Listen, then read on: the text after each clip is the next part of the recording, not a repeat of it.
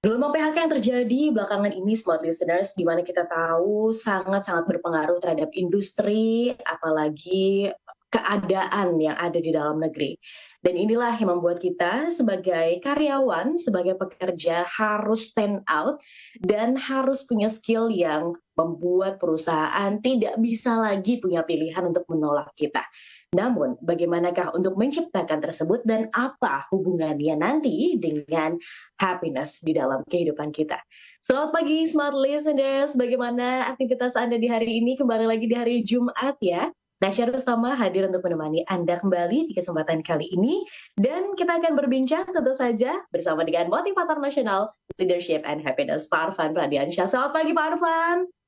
Selamat pagi, Tasya. Apa kabar hari ini? Alhamdulillah baik Pak Arfan. Pak Arfan gimana kabarnya di Luar awal Mei biasa ini? bahagia. Luar biasa bahagia. Luar biasa Wait. bahagia. Oke, Pak Arfan, kita juga tadi dibuka dengan sebuah lagu yang memancarkan aura optimis begitu ya, aura kebahagiaan. Tapi sebenarnya lagu apa sih Pak Arfan itu yang membuka perjumpaan kita di kesempatan pagi hari ini? Mungkin izin untuk dijelaskan maknanya. Silakan Pak Arfan. Terima kasih banyak, Tasya. Jadi, topik kita pada pagi hari ini bukan employment, tapi employability. Ya, jadi kita akan bahas itu mengenai konsep yang namanya employability. Dan ini untuk memberikan inspirasi kepada teman-teman yang saat ini kita memang sedang dalam masa sulit ya. Mungkin ada yang sedang kena PHK, ada yang sedang kena efisiensi, atau pemotongan gaji dan sebagainya gitu. Karena ini memang situasi yang sangat sulit ya. Jadi judul lagu ini memang sengaja saya pilih lagu yang bisa memberikan inspirasi, semangat ya untuk kita menghadapi situasi yang sulit. Maka judul lagunya adalah Fight Song. Wah, ya, dan ini dari Rachel Platten dan ini sudah ditonton di YouTube lebih dari 11 juta orang. Tuh bayangkan tuh. Berarti kemungkinan juga teman-teman sudah pernah mendengarkan lagu ini ya. Sudah cukup familiar dengan lagu ini.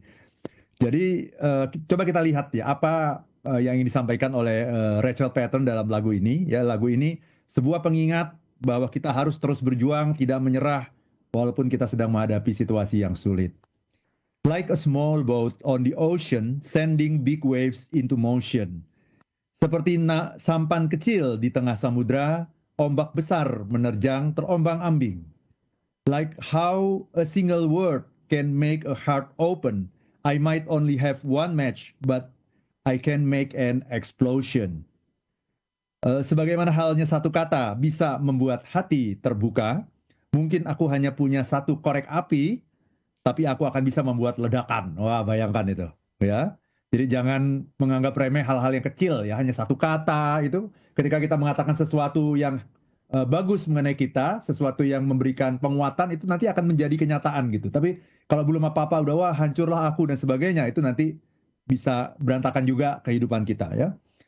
And all those things I didn't say, wrecking balls inside my brain. I will scream them loud tonight. Can you hear my voice this time? Dan semua hal yang tak kukatakan, bola-bola penghancur di dalam otakku, akan kuteriakan semuanya keras-keras malam ini. Bisakah kau dengar suaraku kali ini?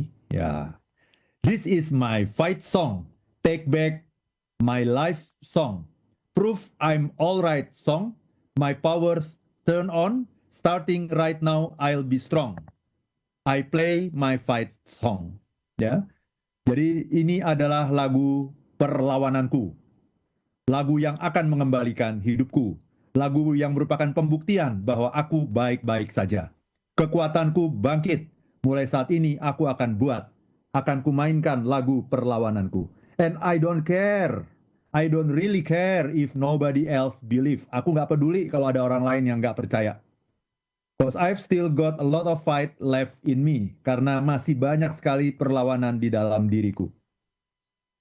Losing friends and I'm chasing sleep. Kehilangan teman dan aku sekarang ini mengejar tidur. Karena kemarin itu sempat kurang tidur. Everybody's worried about me. Semua orang khawatir kepadaku. Say, I'm in too deep. Ya, mereka mengatakan aku tenggelam terlalu dalam. And it's been 2 years. Udah 2 tahun ini lamanya. I miss my home. Aku kangen rumahku. But there's a fire burning in my bones. And I still believe. Yeah, I still believe.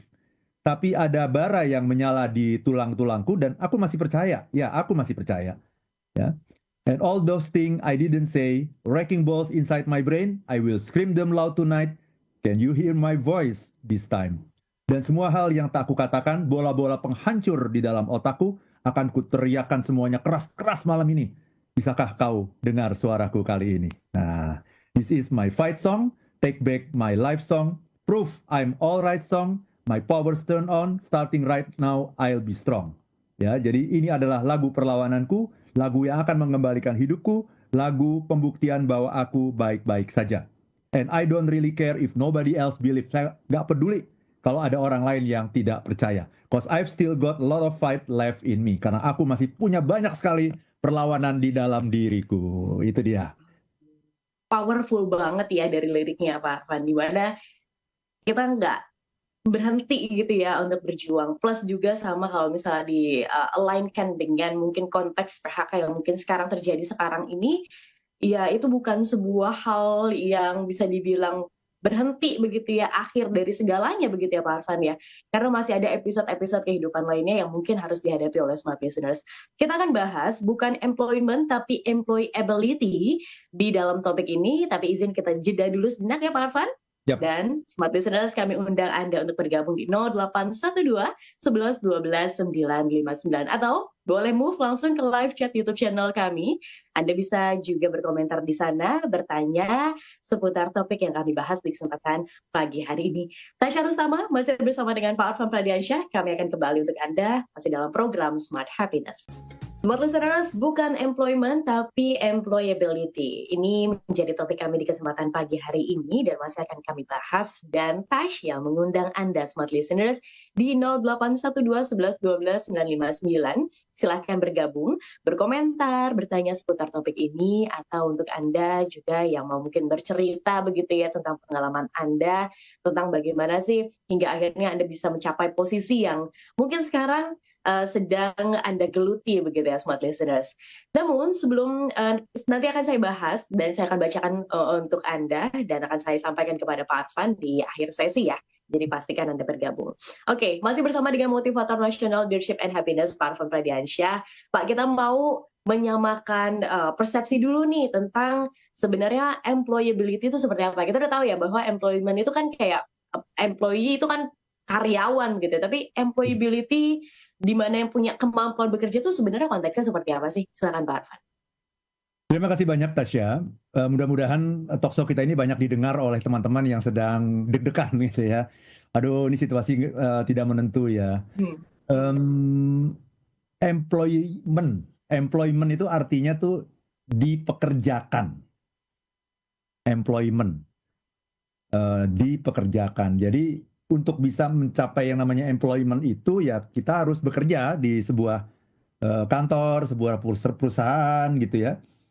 Dan yang namanya bekerja di sebuah perusahaan kan tergantung kondisi perusahaan itu kan. Kalau perusahaan lagi untung, kita bisa sama-sama happy ya, kita dapat bonus di akhir tahun gitu ya. Mungkin nanti dalam kurun waktu tertentu ada kenaikan salary gitu ya. Itu kalau kondisi perusahaan bagus. Tapi ada kalanya kondisi perusahaan itu menurun gitu ya. Dan kondisi perusahaan yang menurun itu tentunya tidak lepas dari lingkungan bisnis yang berubah dengan sangat cepat. Lingkungan bisnis yang tidak menentu, situasi global, ketidakpastian gitu ya, perubahan tuntutan customer dan sebagainya gitu. Sehingga pada akhirnya ketika kita hanya mengandalkan hidup kita pada sebuah perusahaan, itu namanya employment, maka kita akan selalu dalam kondisi was-was gitu. Selalu was-was karena kalau perusahaan untung, kalau perusahaan rugi, kalau perusahaan mungkin kita sudah berusaha semaksimal mungkin ya, tapi situasi di luar tidak memungkinkan, apalagi sekarang ini efisiensi di mana-mana gitu ya. Bahkan saya juga banyak mengunjungi teman-teman saya di BUMN juga mengalami masalah yang sama gitu ya. Jadi kita memang harus tidak bisa lagi mengandalkan diri kita pada yang namanya employment. Jadi employment itu kalau ada ya bagus, kalau nggak ada kita harus siap gitu. Paling tidak persiapan itu diperlukan supaya kita merasa tenang, tentram, damai gitu. Kalau kita udah siap. Ya, kalau nggak ada apa-apa ya nggak apa-apa kan. Ibaratnya kita, ini hujan nggak ya pagi ini ya, gitu ya. Gitu ya, pagi ini hujan nggak? Kayak mendung gitu ya. Nah, kalau kita nggak bawa payung, kan kita was-was kan. Nanti kalau hujan gimana? Aku kehujanan nih gitu. Tapi kalau kita bawa payung dan ternyata tidak hujan, bawa payung kita berdoa supaya nggak hujan gitu. Tapi kita bawa payung gitu, maka kita akan lebih tenang, lebih tentram, lebih damai gitu. Nah, itulah yang namanya employability. Jadi employability itu bukan bicara mengenai kita dipekerjakan atau tidak, tapi bicara Hmm, mengenai kapasitas. Kapasitas yang oke. kita miliki. Kemampuan untuk tetap bekerja, untuk bisa Hmm, bekerja. hmm, Employability kan, employability. Jadi kemampuan yang harus kita tumbuhkan di dalam diri kita. Nah, tugas kita adalah itu. Bagaimana menumbuhkan employability. Jadi employability itu ibarat kalau bahasa pepatahnya itu sedia payung sebelum hujan gitu. oke. Jadi kalau nanti hujan, kita udah siap. Kalau nggak hujan, ya udah terus aja kerja di tempat yang sekarang gitu. Gitu. Jadi kalau employment itu kita bergantung pada faktor eksternal yang ada di luar diri kita, dan Ya. faktor eksternal itu variabelnya kadang-kadang terlalu banyak dan terlalu sulit untuk diprediksi. Kalau employability itu kita menggantungkan diri pada faktor internal, apa itu? Hmm, Diri kita sendiri gitu. Karena itu kita juga harus tidak tinggal diam, kita juga harus menjadi orang yang punya mindset yang benar, skill set yang benar, dan tool set yang benar supaya kita hmm, betul-betul punya payung itu tadi itu, sedia payung itu sebelum hujan. Itu dia oke. Tasnya. Baik, sebelum saya izin mungkin skill set tool set yang benar itu seperti apa begitu ya Pak Arfan ya mungkin kita butuhkan di dalam menjadi seorang yang employability. Tapi saya mau tanya dulu, ini ada kaitannya kah dengan mungkin kemampuan seseorang untuk ya itu dengan dirinya sendiri? Apakah selalu berhubungan dengan pekerjaan yang profesional atau sebenarnya ini berhubungan dengan orang yang mampu bekerja di semua lini? Maksud saya seperti generalis atau spesialis atau seperti apa? Silakan Pak. Siapapun. Jadi kita emang harus mulai berpikir mengenai konsep ini. Bagaimana menjadi orang yang employable. Bagaimana menjadi orang yang eh, bisa bekerja dalam situasi apapun dan tetap dibutuhkan oleh pasar gitu. Gimana caranya gitu. Jadi kita harus punya skills. Nah, skillsnya itu apa? Ya, kita harus lihat ya, pekerjaan-pekerjaan apa sih yang sekarang ini yang pasti dibutuhkan orang? Tahu nggak Tasya? Apa pekerjaan yang pasti dibutuhkan orang? Mhm. Perusahaan apapun. Kalau sekarang ini ya, yang spesialis di bidang digital, AI gitu-gitu ya Pak? Atau influencer gitu nggak sih Pak? Ada lagi yang lebih daripada itu, Hmm. ya, Apa tuh Pak? yaitu jadi orang sales. Oh iya. Ya, jadi pekerjaan sales itu Hmm. adalah pekerjaan yang dibutuhkan dimanapun, kapanpun, perusahaan apapun, dalam situasi apapun itu orang butuh yang namanya sales. Nah, tetapi banyak orang gitu yang melihat sales itu dengan sebelah mata gitu. Ah, kamu kerjanya apa sih? Oh, oh orang sales, oh telemarketer gitu. Kayak sebelah mata gitu. Oh sales gitu kan. Bahasanya sales lagi kan gitu ya. Dengan sebelah mata gitu. Dan memang banyak orang yang menjadikan pekerjaan sales itu sebagai batu loncatan gitu. Jadi, wah nyari kerjaan susah nih. Udah deh, sementara jadi orang sales dulu. Nanti Hmm. kalau udah dapat kerjaan, aku pindah ke tempat yang lain. Nah itu salahnya di situ, mindsetnya yang salah gitu. Padahal kalau Hmm. kita punya kemampuan menjual, ya, kalau digital tuh udah yang lebih advance-nya tuh, ya. Kemampuan menjual itu semua pekerjaan itu butuh kemampuan menjual. Hmm. Kalau Anda mau bekerja dimanapun, kalau Anda punya kemampuan menjual, itu Anda akan diterima bekerja dimanapun gitu, industri apapun gitu. Bahkan kalaupun Anda di PHK dari pekerjaan Anda, kalau Anda punya kemampuan menjual, itu Anda bisa bikin bisnis sendiri. Hmm. Hanya dengan bermodal Instagram saja, Anda bisa bikin bisnis sendiri gitu. Ada dengan berbekal TikTok saja, Anda bisa bikin bisnis sendiri gitu. Kalau Anda punya kemampuan menjual. Ya. Jadi, eh, mari kita lihat skill-skill seperti ini jangan dengan sebelah mata, tapi ini adalah kemampuan sebuah profesi gitu. Sebuah Hmm. kemampuan yang tidak akan luntur oleh situasi yang sesulit apapun gitu. Mau kerja dimanapun, pasti orang sales itu dicari. Nggak ada yang mau Ya. mempekerjakan kita selama kita bisa sales, ya apapun bisa kita lakukan gitu. Ya, jadi mau jualan makanan bisa. Yang penting kan bukan bikin makanannya kan, Bikin makanan kita bisa meng-hire orang lain gitu untuk bikin makanannya. Tapi gimana kemampuan menjualnya? Kan itu. Banyak loh orang-orang yang pinter tapi nggak punya kemampuan menjual. Akhirnya kepintarannya itu tertutup karena dia tidak mampu memasarkan produk-produknya gitu. Jadi kalau untuk membuat produk, kita bisa hire orang lain, orang-orang pinter. Tapi yang tidak bisa digantikan adalah keahlian dalam memasarkan produk-produk itu gitu. Nah itulah yang namanya orang sales. Nah itu baru dari sisi skillsnya saja. Kalau kalau ada ingin cari pekerjaan apa ya yang aman gitu, nomor satu sales itu aja. Karena sales itu akan membuat Anda menjadi orang yang employable. Itu Tasya. Baik, tapi kan nggak semua orang ya, Pak Arfan ya, maksudnya dianugerahi kemampuan untuk seperti ini begitu, untuk menjual, untuk mungkin melakukan hal-hal persuasif begitu, di No, mana atau semua orang bisa? setiap orang. Hmm. Setiap orang itu mindset namanya. Kalau Tasya tadi bilang nggak setiap orang dianugerahi kemampuan untuk mempengaruhi orang lain, Hmm. mempersuasi. Itu namanya mindset. Kalau mindsetnya seperti itu, ya benar nanti akan kejadian. Semua orang akan mengatakan, aku nggak punya kemampuan itu, aku nggak punya pengalaman itu. Ingat nggak waktu kita kecil? Yes, Kita bisa nggak yes. mempengaruhi orang tua kita untuk melakukan sesuatu yang kita minta? Bisa. Caranya gimana? Minta atau nangis dulu ya. Ya apapun, apapun. Tapi yang paling penting kan kita berhasil membuat orang lain melakukan apa yang kita minta kan? Yes. Iya, itu namanya apa? Kemampuan apa itu? Menjual, kemampuan persuasi. Iya. Hmm. Jadi jangan pernah berpikir bahwa Anda nggak bisa menjual. Semua orang bisa menjual. Semua orang. Cuman ada orang yang yakin sama yang nggak yakin. Yang yakin akan Hmm. menjadi orang yang bisa, yang nggak yakin akan menjadi orang yang nggak bisa. Kenapa? Ya karena itu. Saya nggak punya pengalaman. Segala sesuatu di dunia ini dimulai dari nggak punya pengalaman. Pengalaman itu kan kalau kita sudah pernah melakukan kan.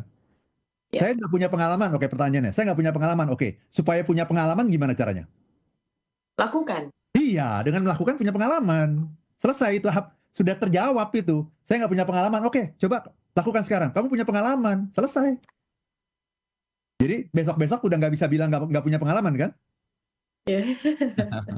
Jadi itu tuh. Nah itu namanya apa? Nah kalau sales itu adalah skillsnya, kemampuan kita menjual itu adalah skillsnya yang harus kita miliki, yang dimiliki oleh siapapun sebetulnya. Cuman itu harus diasah gitu ya, dilatih. Tapi bakatnya semua orang itu bisa. Karena apa? Setiap makhluk hidup, setiap bayi itu lahir ke dunia itu sudah dianugerahi oleh Tuhan tuh kemampuan menjual, kemampuan mempersuasi. Dan itu dilakukan pada awal, tahap-tahap awal dari kehidupan kita, ketika kita berhasil mempersuasi, bahkan memaksa orang tua kita untuk bangun malam-malam. Karena popok kita basah kan gitu ya, kita teriak, Ya. ah, ya ibu kita bangun buru-buru bangun kemudian setelah itu baru tidur sebentar kita nangis gitu kan kita mempengaruhi orang lain memaksa bahkan orang lain supaya melakukan apa yang kita inginkan itu apa namanya sales gitu nah itu skillsnya tapi kemudian ada lagi yang namanya mindsetnya skills tanpa mindset tidak akan menghasilkan yang namanya employability itu mindsetnya apa mindsetnya adalah yang namanya growth mindset. Growth mindset itu apa sih? Growth mindset mengatakan bahwa segala sesuatu itu bisa kita lakukan. Nggak ada di dunia ini yang nggak mungkin. Nah, ketika kita beranggapan bahwa segala sesuatu itu pasti bisa dilakukan, pada akhirnya kita akan mengerahkan segala daya dan upaya, semua kemampuan kita untuk melakukan itu. Nah, itu namanya growth mindset, bukan lawannya adalah yang namanya fixed mindset gitu. Jadi skillsnya ada, mindsetnya ada. Nah, udah. Mau ngapain lagi gitu. Cukup. Tinggal nanti kita harus dilengkapi dengan kemampuan spiritual. Nah, ini nanti yang juga penting kita bahas gitu. Bagaimana kita menghadapi kegagalan, bagaimana kita menghadapi kesulitan, tantangan, rintangan, menghadapi penderitaan. Nah, itu sesuatu yang wajar-wajar saja karena tidak ada di dunia ini segala sesuatu yang dicapai dengan mudah gitu. Pasti penuh perjuangan, Tim. Makanya perlu spiritual mindset gimana caranya supaya kita bisa mengatasi itu dengan penuh kedamaian gitu.